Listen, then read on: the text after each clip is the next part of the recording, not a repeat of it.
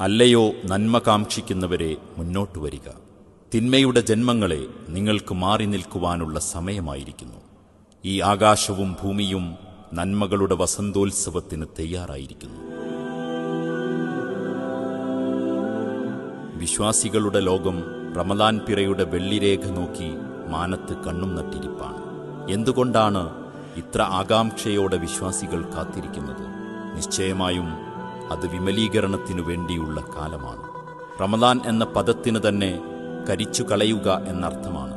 അവനവന്റെ ഉള്ളിലെ തിന്മകളെ കരിച്ചുകളയാനും നന്മകളെ നട്ടുനനയ്ക്കാനുമുള്ള കരുതിവെപ്പ് കാലമാണത്. റമദാനിലെ വ്രതം ഒരു പരിചയാണെന്നാണ് പ്രവാചകൻ മുഹമ്മദ് നബി സല്ലല്ലാഹു അലൈഹി വസല്ലമയുടെ പാഠം. സ്വേച്ഛകളെയും ബാഹ്യപ്രലോഭനങ്ങളെയും ചിറകെട്ടി നിർത്തി തിന്മകളുടെ മാർഗങ്ങളെ പ്രതിരോധിക്കുന്ന ആത്മീയ പരിച. വെറും ഭക്ഷണത്തോടുള്ള ആഗ്രഹം മാത്രമല്ല നോമ്പുകാരൻ നിയന്ത്രിക്കുക. നാവിൻ തുമ്പിലെ അശ്ലീലങ്ങൾ, തലച്ചോറിൽ തിളക്കുന്ന കുതന്ത്രങ്ങൾ, ഞരമ്പുകളിൽ നുരഞ്ഞുവരുന്ന ആസക്തി, മസിലുകൾ ത്രസിപ്പിച്ചു വിടുന്ന ഹിംസ, ഇങ്ങനെ ആത്മാവിനെയും ശരീരത്തെയും പിടിച്ചുകെട്ടുന്ന മാസ്മരിക അനുഭവമാണ് റമദാൻ. അനാവശ്യമായും അധികമായും സംസാരിക്കുന്നത് പോലും നോമ്പിന്റെ ചൈതന്യത്തിന് നിരക്കാത്തതാണ്.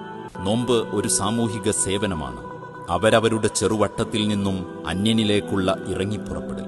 കാരുണ്യവും സഹാനുഭൂതിയും പങ്കുവെക്കപ്പെടാതെ റമദാനില്ല. റമദാൻ വിശുദ്ധ ഖുർആനിന്റെ മാസം കൂടിയാണ്. ഒരു മഴ പോലെ കാവ്യാത്മകമായി മനുഷ്യരുടെ മേൽ പെയ്തിറങ്ങിയ മാസം.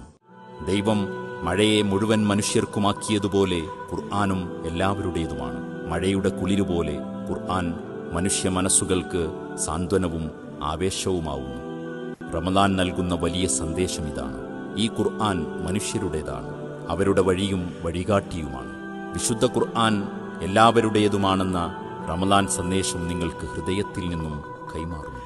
ഈ റമദാനെ നമുക്കെല്ലാവർക്കും ഒരുമിച്ച് വരവേൽക്കാം. സ്നേഹം കൊണ്ട് നമുക്ക് പരസ്പരം ഇഫ്താർ ഒരുക്കാം. എല്ലാവർക്കും റമദാൻ ആശംസകൾ.